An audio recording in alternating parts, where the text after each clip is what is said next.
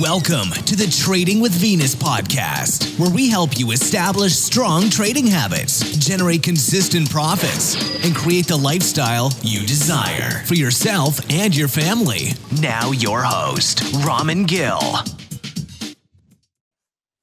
Welcome to the Trading with Venus podcast. I'm your host, Raman Gill. Today, it is my pleasure to welcome Davey to the show. Kevin is a champion trader, best-selling author, and award-winning educator. Kevin has been an expert in algorithmic trading world for several decades.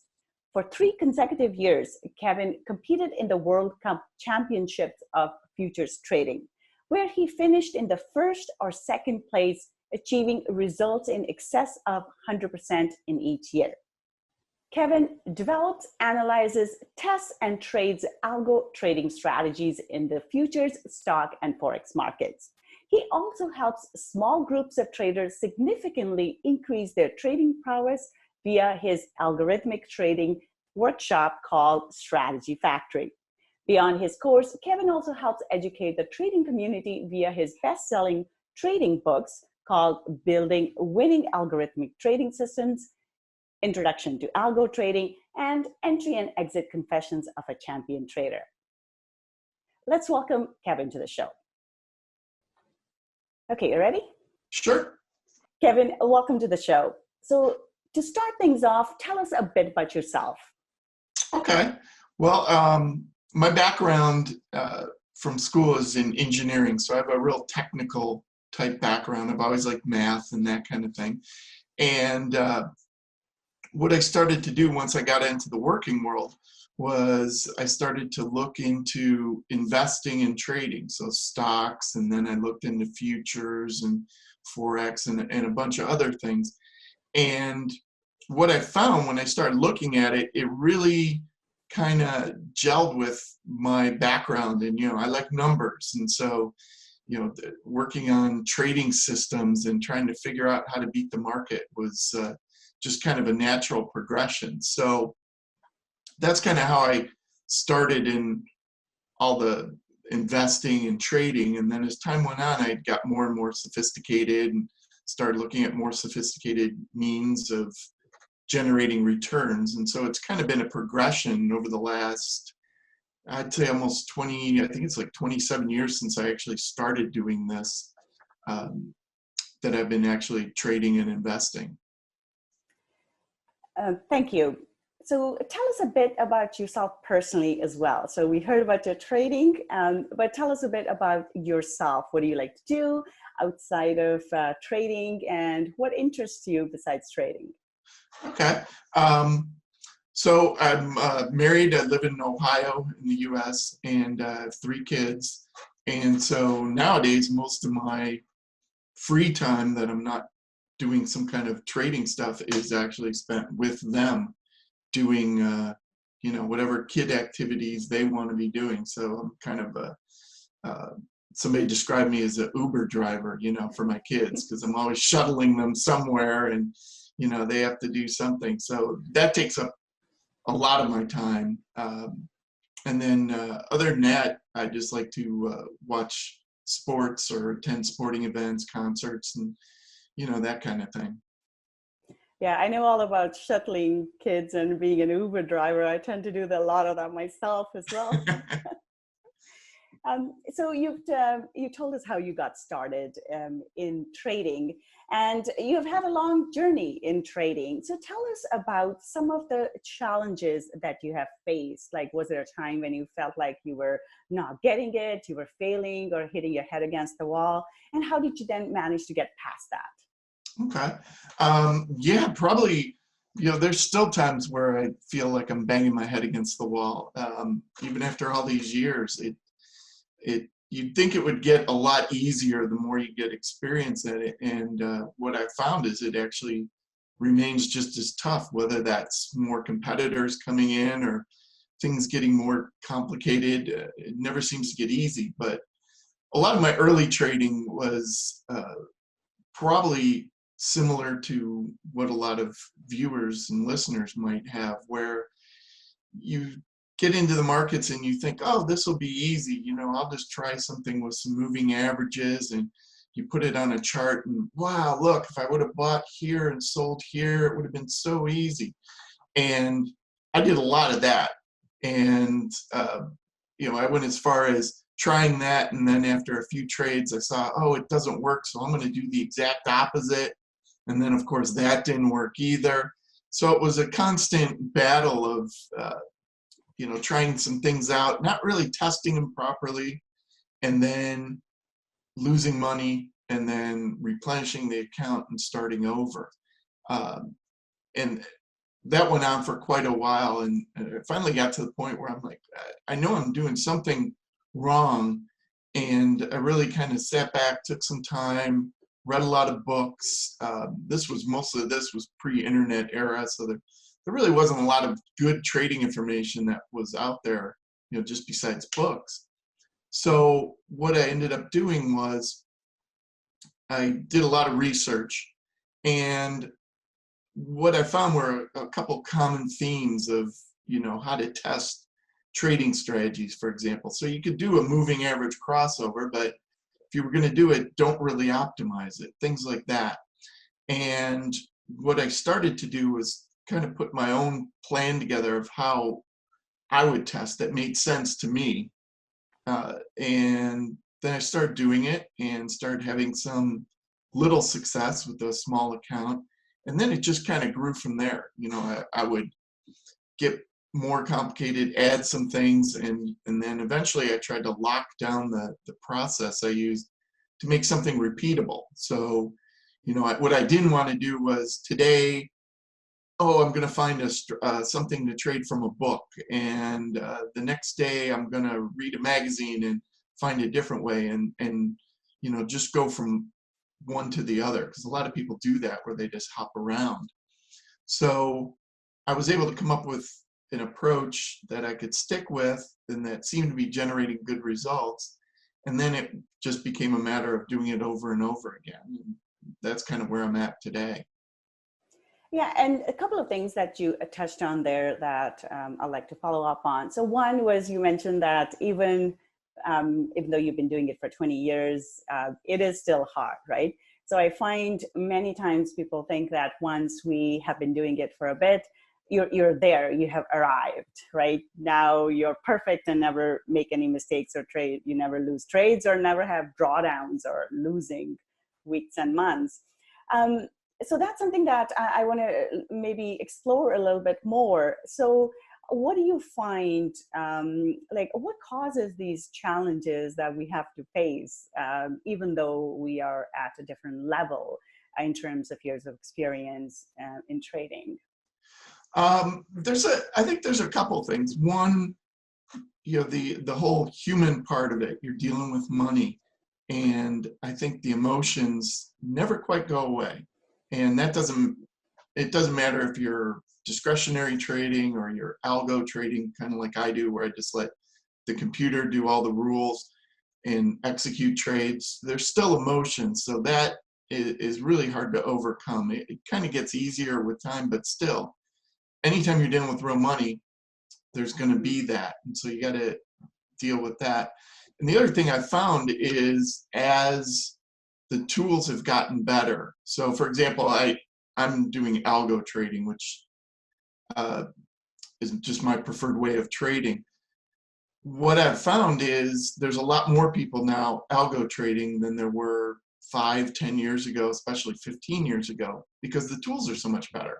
So, back then it was doing things by hand. It was a way that you could actually do it and test it and things might work. Well, if you try doing that now, there's probably been hundreds, thousands, who knows how many other people who've done that.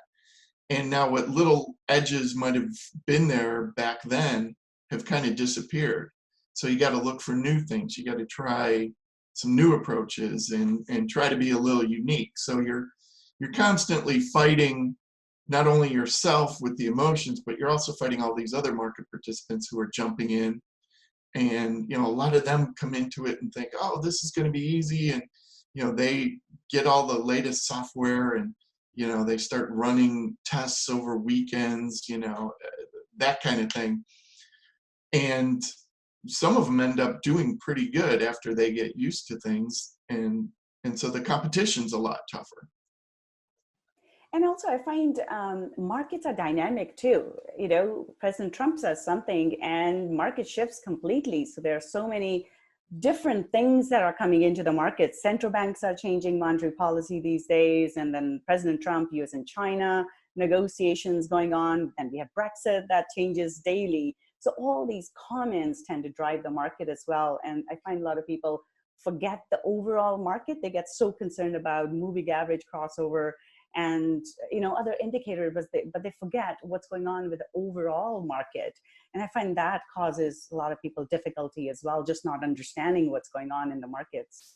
Yeah, absolutely. And to that point a little bit, what I've kind of seen is with Twitter and everything else, the news cycle is so much shorter. So you'll see in a lot of markets this immediate impact, and then a lot of times a reversal, or it'll kind of level out, where maybe in years past it took a week or so for all the news to be digested by everybody, and that could have made for a nice trend. But now you kind of get it instantly, and if you're not in it, you might have missed most of the move, and there's nothing you can really do about it. So you have to kind of create strategies that take that into account, and that the world is a lot faster than it used to be. That's for sure. And you mentioned your process. So could you help us understand what your process is in regards to trading?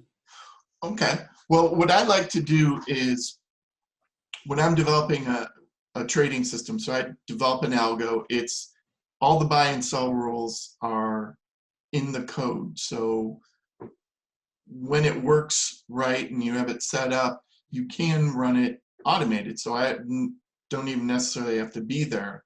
So like right now, for example, I'm talking to you, but in the background, I could be making trades, or the algos could be making trades. So that's kind of the foundation of what I'm doing. So the question is, how do you come up with those algos?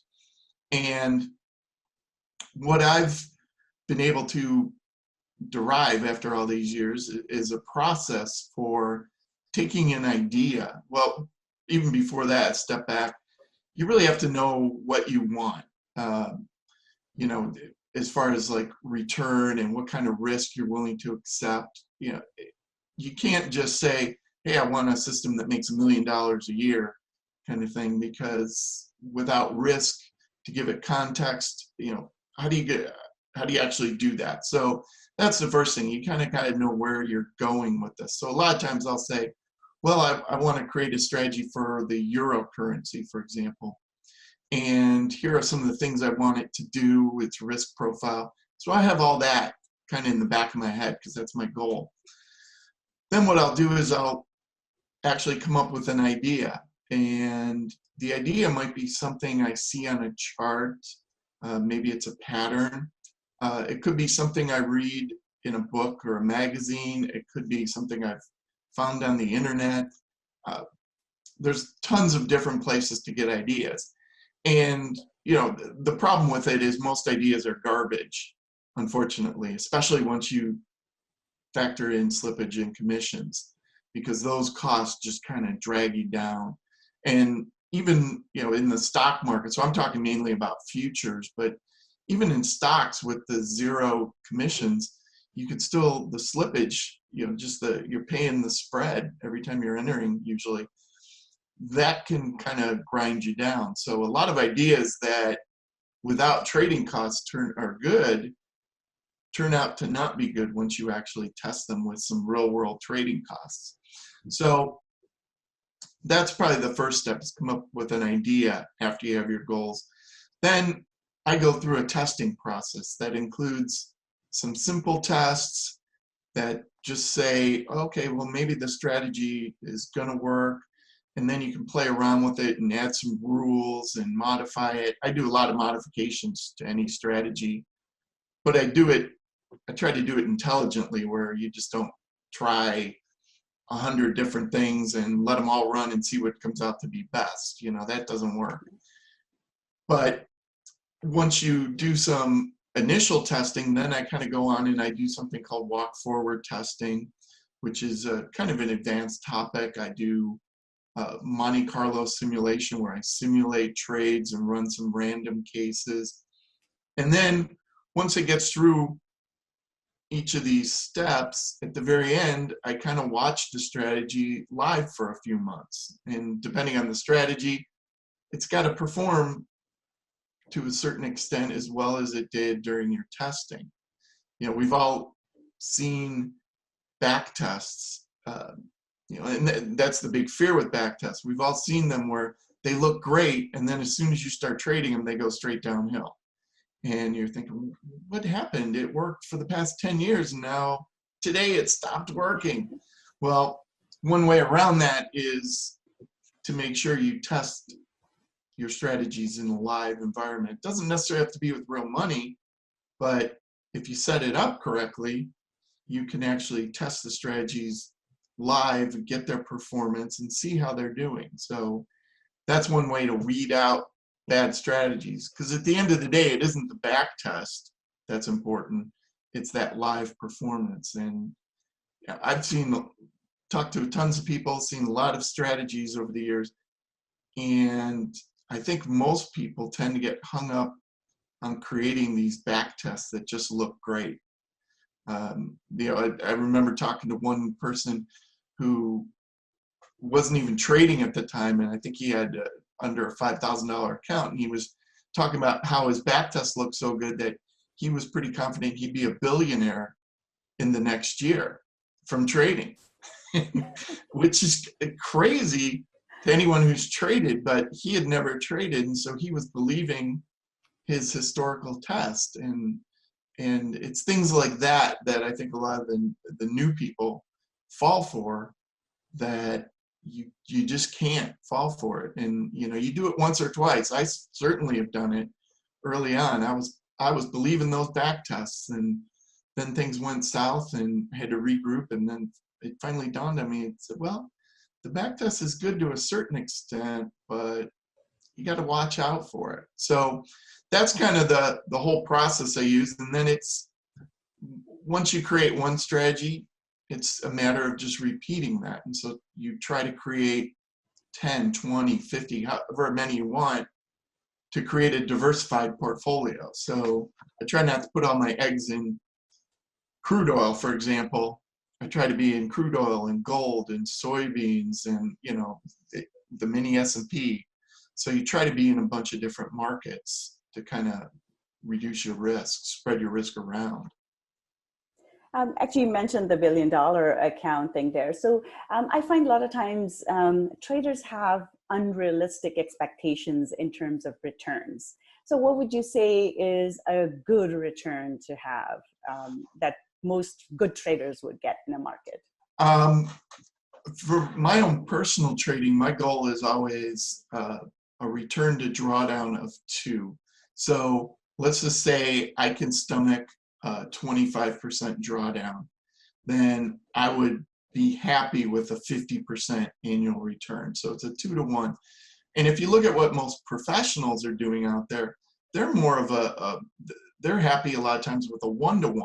Now, obviously they have different rules, and you know, their goal is not to lose money they have under management, but a 10% return to them is fine if they have 10% or less drawdown. So if you take that a step further, you know, you hear about people who won 1,000% a year, or you know, that kind of thing. Well, what's it tell you? It says basically you're risking your whole account. So yeah, it's possible you could get 1,000% return, and there's people who've done it, but it usually comes at the risk of risking it all.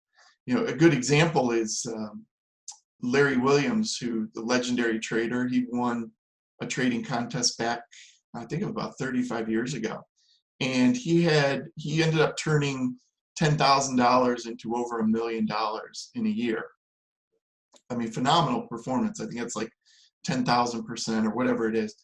But what most people don't realize is he was actually up at 2 million at one point and lost $1 million, 50% of his account. And that's because he was kind of just going for broke and he was just trying to do real well. So I always tell people to use that return to drawdown to figure out where they want to be. Now, the tough part about it is you'll ask somebody, well, what kind of drawdown can you handle? And they'll say 20%, say 30%, whatever it is. What I've found time and time again is they're lying, not intentionally, but they're lying by about a factor of 2. And what I mean by that, let's just say you say, oh, hey, I can take a 30% drawdown. When you hit a 15%, you start to get sweaty, you start to panic a little bit. It gets up to 20, oh no, I'm going to turn this system off, I'm going to stop trading. And probably by the time it gets to 25 or so, you're done. And I'm quitting. And you never even get to that 30%. So people have to keep in mind that what they think they can handle is usually not what they can really handle. And that's going to affect what kind of returns are realistic. So another question that I have is in regards to, again, expectations, trader expectations. Many times I also hear that I'll get asked a question. So while I'm learning, can I also make money? How do you think about that question? Well, it's kind of a two-edged sword. One hand, when you're just starting out, you really don't know a whole lot, and chances are you're going to be trading and you just lose money. But the solution to it, and the reason it becomes this two-edged sword, is a lot of people say, well, I'll just trade on a simulator. And I don't think that's any better. In fact, that's probably worse, because that employs a lot of bad habits, or it instills a lot of bad habits into people, because you can always reset that simulator and those losses don't really matter because they're not real money. So the one nice thing, and the thing I've started to tell more people to do, is now with the micro e-minis that have come out, instead of $50 a point and overnight margin of around $5,000-$6,000, you can trade 1/10 the size. So you can be trading real money and actually not have a ton of exposure.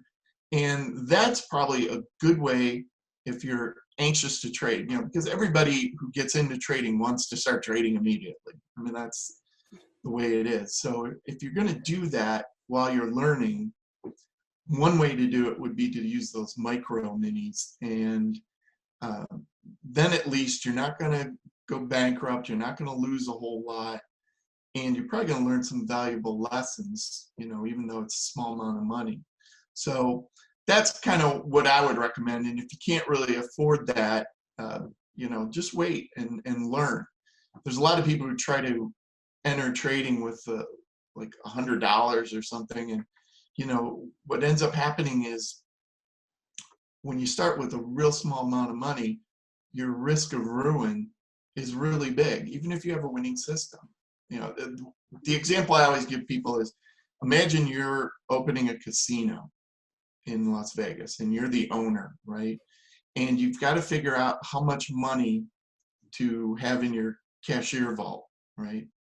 In the long run you're going to win and you're going to make money, right? Because the edges are all in your favor. So let's just say you decide to start with $100 and that's all you have in your bank. Now a big gambler comes in, he wins $1,000, just random luck. You can't pay him off. You're ruined. Your casino has to close.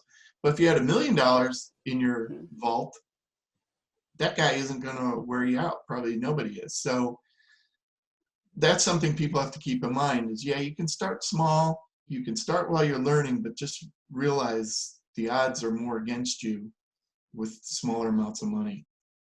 That's very true. Now, going back to your trading, so you mentioned that you have faced some challenges. So was there an aha moment where you found that things actually fell into place? So how did you actually manage to change things for yourself? Well, it certainly didn't come overnight. But what I started to do was I started to look at the World Cup trading contest. This is the one that Larry Williams won. And I kind of put it out there as a goal where I said, if I could finish in the top 3, then I'd kind of feel like I'm getting somewhere with my trading. So what I did was, I believe I actually contacted the brokerage who ran it and said, hey, can you give me all the previous winners, like the top 3 for the last 10 years or so? And now a lot of that they have on their website. Back then they didn't. And what I did was I went and looked, and I found out, well, if I got about 100% annual return, then I had a good chance of finishing in the top 3. And so that kind of became my goal. Hey, I'm going to develop a system or a couple strategies that could possibly earn 100%. So I did that, and probably the turning point of the aha moment was a couple of years before I officially even entered the contest, where I just did my trading, and it turned out at the end of the year I would have finished, I think, in 2nd place had I been in it. Of course, I wasn't in it. It always goes that way. But that at least gave me some confidence that said, wow, yeah, I can actually do this. And so I believe it was the next year I actually entered and finished in 2nd place. So, and then it kind of built, and then the year after that I finished in 1st place, and then the year after that I finished in 2nd again. So those years kind of put together kind of also led to this realization that, wow, maybe I can do this more than just as a hobby. Because up until that point, I was a hobby trader. I'd come home from work pretty much every day, and this is before I had kids. And so you asked, hey, what are your hobbies? Back then, it was developing trading systems, because I'd work all day, come home, oh, let me work on these, and that kind of thing. But after having the success in the trading contest, I actually started to seriously think, hey, maybe I could do this full time. And I believe it was 2008 or so is when I had an opportunity with where I was working to kind of walk away and be set for a while and take on full-time trading. And that's kind of what I did. And then from then on, there's new realizations all the time that I come across things or I do things and say, wow, diversification matters a lot more than I thought it did. And picking strategies and making sure correlation is low between those results. And so it's a constant learning process, which makes it exciting too, because you're not just doing the same thing all the time. You're constantly looking to improve. And that's kind of fits me perfectly, because I like to just try to get better and better. So actually, one thing you mentioned there was a hobby trader versus a professional trader. So if somebody wanted to start trading full-time, so let's say they have been playing around, they've been trading on the side like you were doing. So how do they go about, or how do they need to think about becoming a professional trader where they're actually earning a livelihood from trading? What are some of the things, whether they're mindset things, process things that they need to have in place in order to make that jump? Okay. One of the big things, and one of the things I underestimated, was just having enough trading capital. You've got to look at what you're going to be trading, how you're going to be trading, and part of that is making sure that you've been successful for a while. Unfortunately, too many people just kind of jump into it and say, oh, hey, I'll start trading full time. Last week I made money, so therefore I can do it full time. And, it's almost laugh sometimes at that, but it's true. People do try to do that. So you've really got to have enough capital for the way you're trading to weather all the downtime and, all the drawdowns that you're going to experience. And that's probably the biggest thing. I know when I went full time, I started with a lot less than I wish I had started with. And the other part of that is a lot of people are drawing money out of their accounts while they're trading because they need living expenses. And what I found in talking to a lot of people is that is a real psychological burden to bear. And when I started doing it, what I made sure is I made sure I had at least, I think, 2 or 3 years at least. I don't recall the actual amount, but I had a lot of savings ready where I didn't have to withdraw it from my trading account. Because there's nothing worse than having a trading account. And even if you had a break-even month, oh, hey, I'm $10,000 less or whatever your monthly expenses are. And now I've got to make that back. Plus last month I didn't make money. And you start getting into this, just this torture of trying to make that up. So that turned out to be a big thing for me. As I put the money aside, I said, well, hey, I know I can do this for a couple of years. If it doesn't work out, well, that's not the end of the world. I'll just go back into the working world kind of thing. So that was a big one. And then, like I said, having enough money. And the third part was having strategies. And so I knew I had a couple strategies that I could sort of rely on, but I don't know how long they're going to last.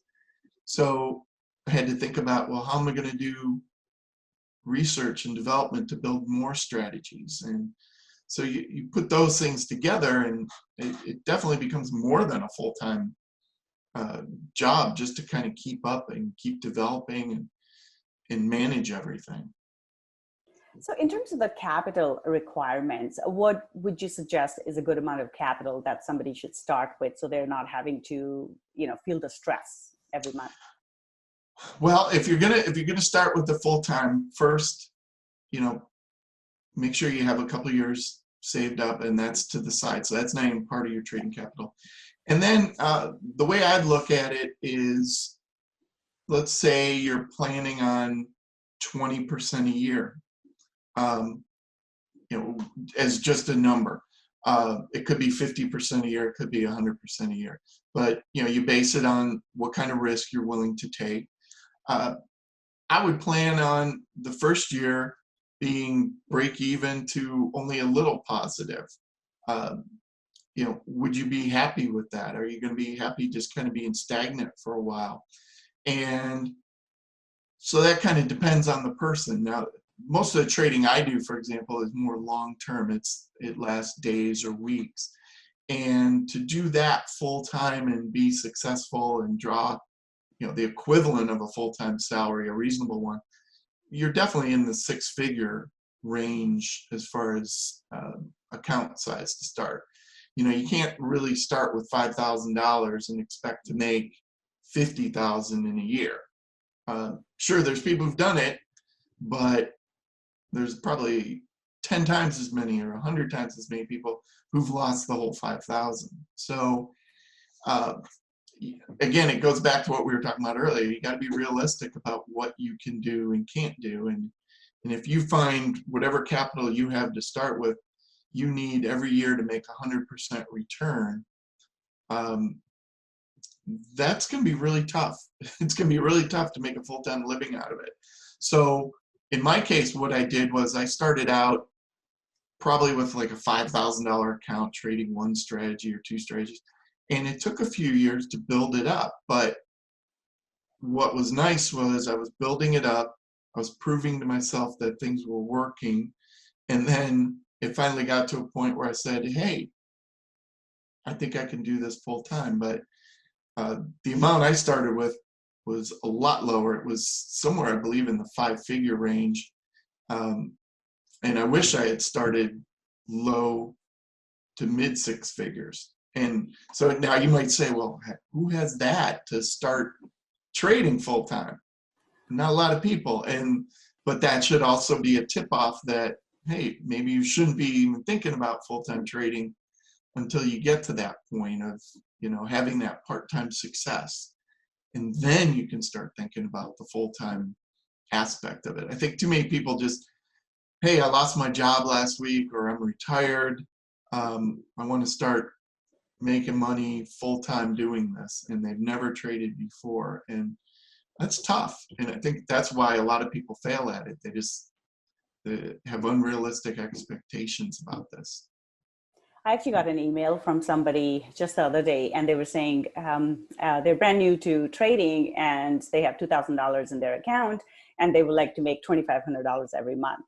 how should they go about doing that? I'm like, I don't have an answer to that, because it's not something you can do. Because if you're looking at $2,500 from a $2,000 account, already you're 100% in Right. a month, and then times 12, Right. you're looking at astronomical results. And especially if a person hasn't traded, I mean, even for professionals, I don't get that kind of results. Right. So it is hard to do, and sometimes I find people forget that this is investment business. You need money to make money.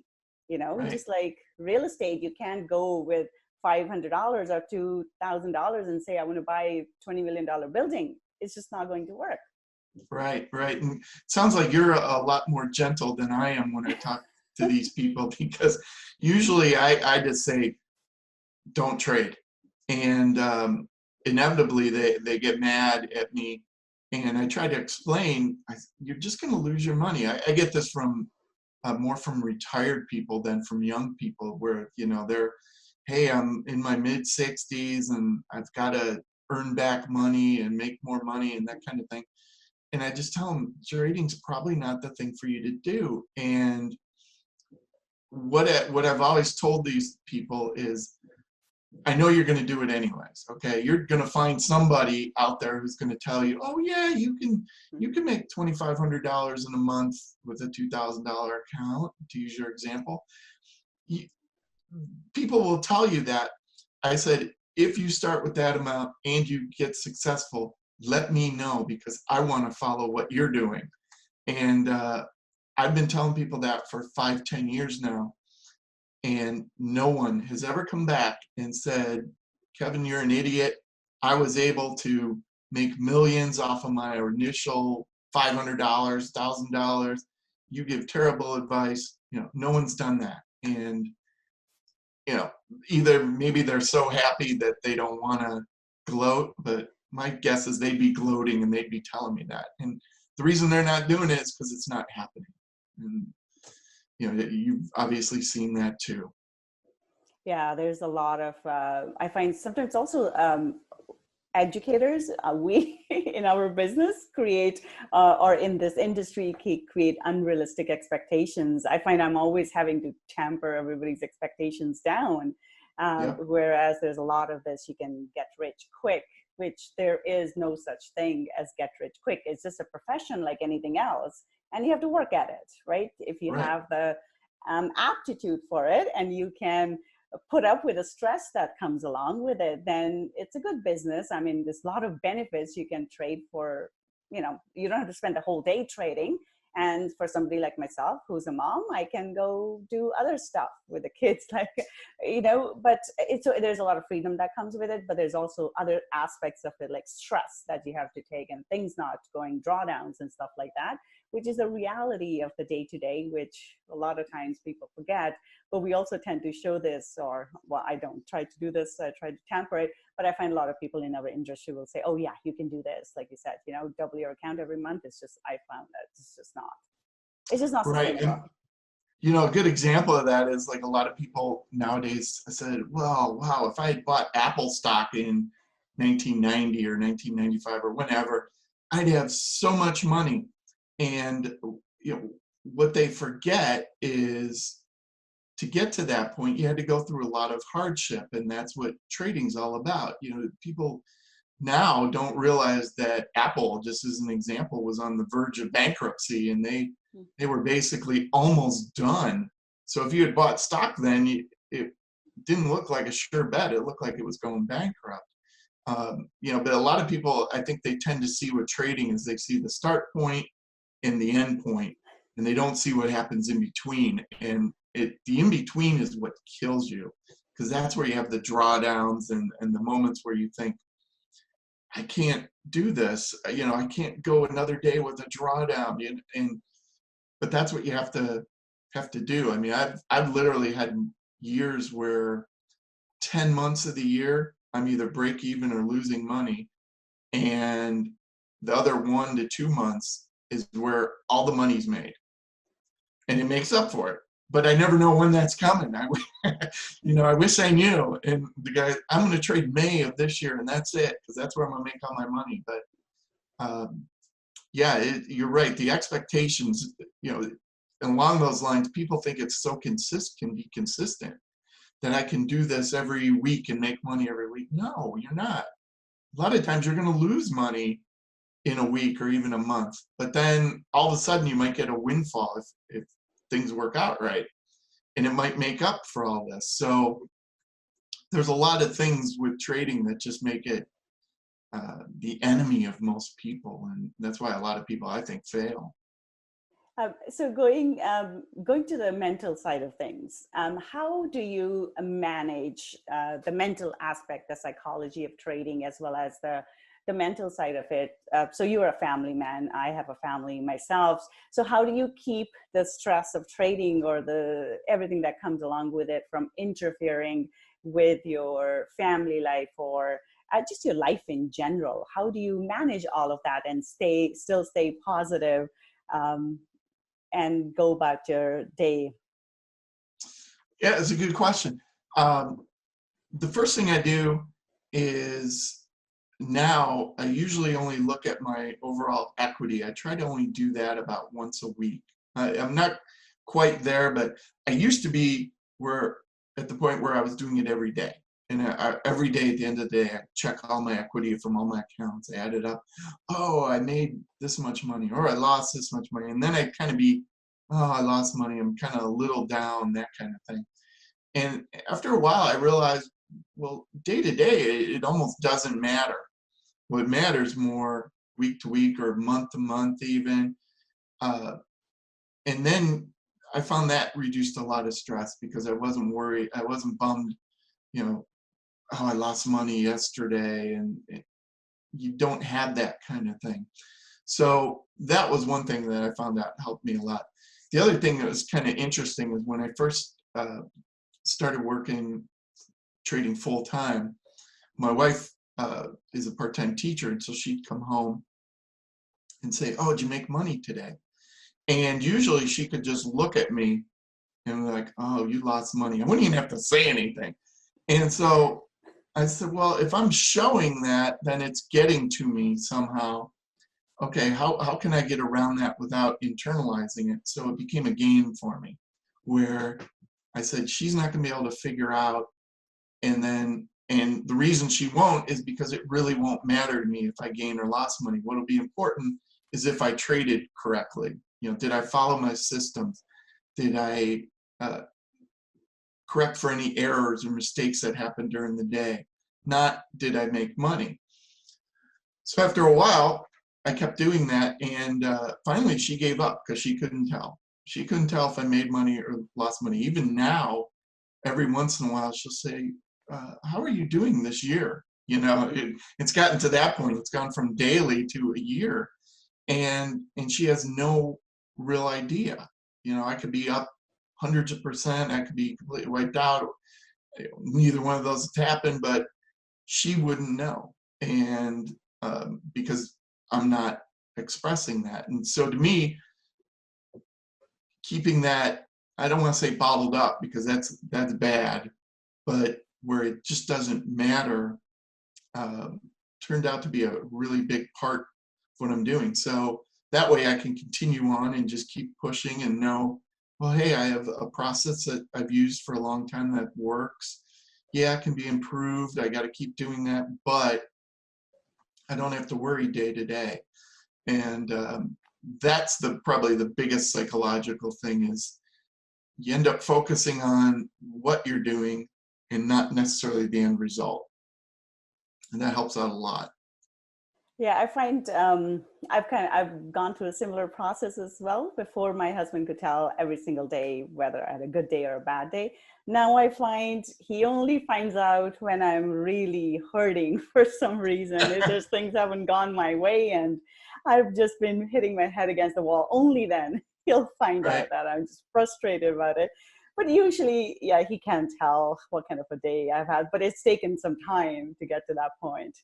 Yeah, I mean, that's a hard thing to do, but if you do it and you do it right, it helps you out a lot. And when I say do it right, I think what some people do is they just internalize it all, and they don't show any emotion, but then they have a heart attack. You don't want to do that. you've got to really embrace the fact that it's not going to get to you and not let it get to you. And it's money. And, anytime you're dealing with money, it's going to be hard to deal with losing it or gaining it, even having windfall days of profit. I mean, those can be almost as stressful as losing a lot. And a lot of people don't get that. Yes, I've gone through that too. And then it becomes like, how do I sustain this? How do I keep it going? Yeah, and what I found, as soon as I've made money 10 days in a row. Oh, I think I've finally turned the corner. And that's usually right when those drawdowns hit, and then it goes backwards. Yeah, that's when the shoe drops, right? Yep, exactly. All right, so another thing I wanted to talk to you about, is there a successful habit that you have found that has led to a better process on your part, or it has really helped your trading? Probably the biggest thing is to know when to temporarily give up. And what I mean by that is, so I'm developing algos all the time for my trading. And every once in a while, I hit this brick wall where I just can't develop a strategy to save my life for whatever reason. And I think a lot of people go through that, and the tendency would be, oh, okay, well, I'll just curve fit a little, I'll just over optimize. You'll take some shortcuts because you want to create some more strategies. And what I found is that's not the way to go. The way to go is just to step back and do something else for a while. So, for example, with me, over the past couple of years, I've written a couple books. So, I just wrote a book on stock market investing. And so what I did was, as part of that, was kind of channeled my efforts not into building strategies, but I was actually teaching my children about stock market investing. And so that was like a distraction. It was something completely different, yet it was still investment trading oriented. And what I found was I took a break for a little while. I think in this case, I think it was a couple months of developing strategies. And then I went back to strategy building, and within a couple weeks, I had 5 or 6 new strategies I had created. So it kind of was able to, step away and then get back into it. And that kind of refreshed my brain. So, sorry about that. So that turned out to be a big thing as far as, just keeping the trading going and keeping things just working, because it's so easy to get burned out, and you don't want to get burned out and start doing a lot of foolish things. So I find just going and doing something related helps out a ton. That's very true. Like Sun Tzu said in his book, War of Art, sometimes you just have to retreat, to regroup, and then you move forward. Yeah, that's definitely true. All right. So is there a resource or a book that you found really helpful that would benefit our audience? I like more of the historical books, and so Reminiscences, we'll have to do that again. Reminiscences of a Stock Operator was probably one of the most influential books that I read, and it was written, probably almost 100 years ago now. It's about a trader who made a lot of money, lost it, had to change what he was doing, made it, lost it. Just from like a psychological point of view, obviously you couldn't use the techniques now.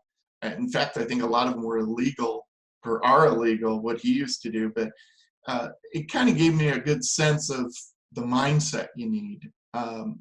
So that was probably the biggest book, or the best book for that. And then also I got a lot of value out of the Market Wizards book, both the first one and then the second one especially, where they just help you get in the mindset of a trader. Obviously there's a lot of technical books out there I've written a couple of them to give details of how to build systems and stuff like that. And even those, overall, I don't think are as important as getting that trader's mindset. And so once you get that, then the technical part of it, you can start to figure out. And at least for me, that was easier. It was the mental part and the psychological part that was the tough part. Yeah, I find it's a 80-20, like psychology and the mindset is 80%. Skill set is only 20 because it's easy to teach the skill set. So hard to replicate the mindset. Right, right. I mean, I've certainly had people I've worked with who know how to do all the right things, and yet they just can't do it. They can't implement it. I'll hear stories of, hey, I ran my automated strategy last week and I made $500, or 10% of my account. Yeah, great. That was great. And he goes, well, I should have made $2,000, but I kept turning my strategy off. And I was like, oh, you can't do that. And you're right. That's what a lot of people end up doing is they for whatever reason, sabotage their skills by their mental or psychological states. All right, so we'll wrap this up now. So before we wrap it up, a couple of questions. If somebody wanted to start this, so knowing what you know now, what would you recommend to a person who's just starting out? Well, probably the first big thing is just to read as much as you can. And I say read, meaning go to your local library, go to your bookstore, go to Amazon, and get some trading books. Especially if you don't know what kind of style of trading you want to do or what you want to trade. I've talked about futures. You might be saying, well, what's futures? Or what's forex? So you get some books and material. You can also go to sites like Investopedia, for example, and get some unbiased information. What I would not do is just Google trading and, the first 5 that show up, just click on them and, oh, wow, this guy's selling something. I'm going to buy that. I mean, that's a way to the poorhouse, really. What you want to do is first get knowledge and digest it. And so let's just say you read a dozen different trading books. You're going to hear a lot of different things, a lot of different recommendations, but afterwards, you're going to kind of have a good idea of what's true, what's not, what's real, what's imaginary, and then you can kind of go further and kind of pursue that. And eventually you might decide, hey, I want to work with somebody who has proven success, but don't start out there. I think too many people start out with, hey, I'm just going to find somebody and start work with them. And especially in this industry, there are so many people who just don't trade, who sell trading information. It amazes me. And you'll see a lot of these people on Twitter. If you ever go to Twitter, I like Twitter and I do post there, but I get depressed reading it because I'm like, everybody's making so much money except me. How's this? There was one guy, let's see, it must have been about last week or a couple weeks ago, where he said, oh, I'm done for the day. I made $1 million. And he shows a screenshot, and it shows he's up.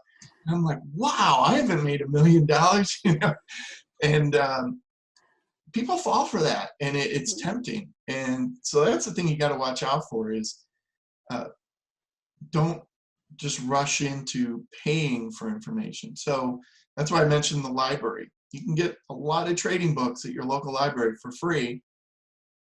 Read them, and maybe some you really like, go out and buy those. But other ones, you won't like as much. But that's a good way to get a lot of information because you really want to be well prepared before you kind of jump into trading itself. So Kevin, it's been wonderful chatting with you. Before we wrap this up, can you please tell our audience how to get in touch with you? Sure. You can just go to my website. It's kjtradingsystems.com.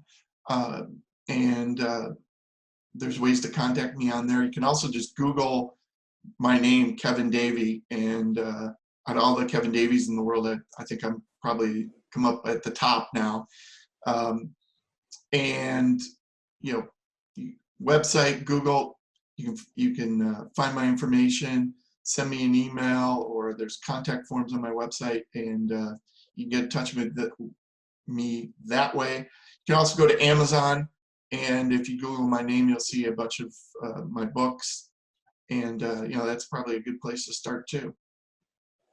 Perfect. Yeah, I will link to your website as well as the books in the description section as well. So if anybody's looking for that, find that information in the description. So that's it, Kevin. Thank you so much for being with us today and sharing the valuable insights with us. Well, thanks for having me on. I appreciate it. If you want consistency in your trading, we invite you to join our daily market analysis calls, where we provide the levels to find the best entries and targets on an intraday basis. For a 1-week free trial, please visit www.tradingwithvenus.com. Thanks for joining us today. With much gratitude, your show host, Raman Gill.